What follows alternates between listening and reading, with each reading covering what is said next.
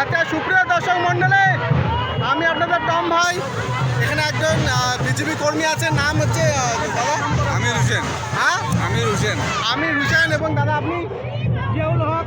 জিয়াউল হক। জয় শ্রীরাম, জয় শ্রীরাম। আরে দাঁড়াও রে। আমি হলো আর দাদা আপনার? আমার নাম এমডি আফিরুল। এমডি আফরিউল। আমি হলাম মনাগুড়ি বিধানসভার কখন মিনার। হ্যাঁ? মনাগুড়ি বিধানসভা কখন মিনার। আচ্ছা, তো আপনার কি আশা যে বিপুল চক্রবর্তী আসবেন? হ্যাঁ, নিশ্চয়ই আসতেছে, এখনই আসবে, 10-15 মিনিট হয়েছে। আচ্ছা আচ্ছা, তো আপনার মোদি গভর্নমেন্টের বিষয়ে কিছু বলবেন? অনেক কিছু আছে। আর বলুন তো, কি আশা আকাঙ্ক্ষা ওনার কাছ থেকে কি চান আপনারা? আমরা ওনাকে চাই, সব কিছু চাই। আর কি চান? চাই ঘর চাই, আচ্ছা। মুদ্রা চাই, হ্যাঁ। আমার অনেক কিছু এরকম জিনিস আছে, অনেক কিছু চাই। আচ্ছা, তো আমি এই স্যারের কাছে জানবো, স্যার আপনার কি আশা এই গভর্নমেন্ট থেকে? আমার আশা মোদী সরকার প্রধানমন্ত্রী হোক, আমাদের এমপি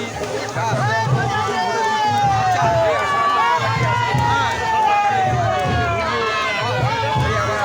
আর স্যার আপনার কি? আপনি কি বলতে চান?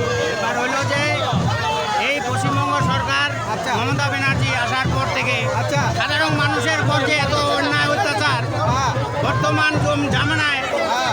যে নিজের খায় নিজের পরে অথচ ন্যায্য বিচারটা পাচ্ছে না, আচ্ছা। যার জন্য সাধারণ মানুষ ঝাঁপে পড়ছে নরেন্দ্র মোদির উপরে। আচ্ছা। এবার তৃতীয়বারের জন্য এই জয়ন্ত রায়কে আমাদের আবার প্রতিনিধি করার জন্য উঠে পড়ে লাগছি আমরা।